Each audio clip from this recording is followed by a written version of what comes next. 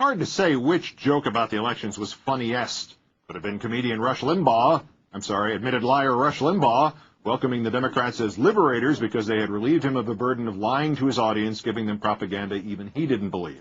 Could have been President Bush, serenely telling the American public that he had flat out lied last week when he said Defense Secretary Rumsfeld would serve out his term, and then minutes later telling them with a straight face that Vice President Cheney would serve out his term.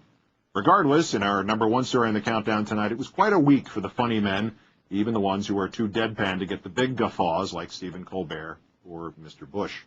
Cherish these highlights. It may be 4 years again before you get a one-party government giving back the entire legislative branch to the opposition. Anyone use an electronic voting machine yesterday? Did you come across an electronic voting machine? Oh, that was a video game, sir. Was there an Italian plumber on the screen? All right. Love is a burning thing. What an election. The GOP is now DOA. Oh, my God. How about that? The race in Virginia is still too close to call. Still too close to call in Virginia. And believe me, this is where the Republicans shine, the crooked recount. They can feel it. They can feel it. They can taste it. They can smell it. And they're starting to drink it. What is victory urine? Wait a minute. And this is Arnold Schwarzenegger and his staff celebrating his re-election to governor of the Golden State. Let's go live now via satellite to Sacramento. There they are. Let's begin with the other big news out of Washington. 23 years ago, two men shook hands. No one then could have guessed how closely their fates would be intertwined. Or that this week would be kind of a crappy week for both of them. Donald Rumsfeld announced he is stepping down. Yeah, Rumsfeld said, I made the decision after it became clear that I couldn't do my job effectively, and then I waited 3 years. Our show tonight, Donald Rumsfeld. Secretary. This is from Edward Coleman, Elko, Nevada. Is there anything you won't miss about the job? Anything you won't miss, Secretary? I'd have to say dodging Cheney's bullets in the cabinet meetings. You just got owned, Dickie C. Yeah, he just... So let's take a look back at some of the highlights of Donald's speech. I think Joe Myers made similar references to the failings of the insurgency, including support. And yet, this far into the operation.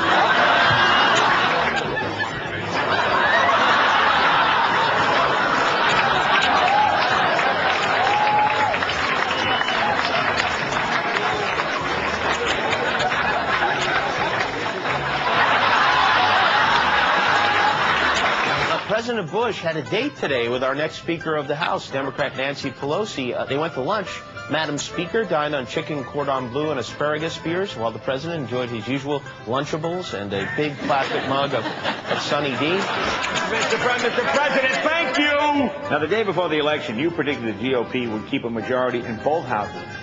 Did you know majority means over 50%? No, I didn't know that. Did you know there are 50 states?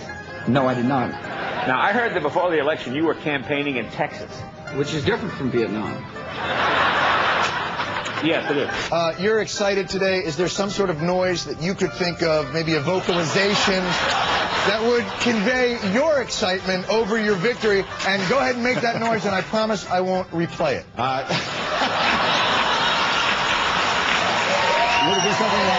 Would it be something like, booyah? I think, though, President Bush is taking the Republican defeat very hard.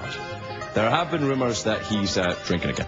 Perhaps I need to do a better job of explaining that we're constantly adjusting.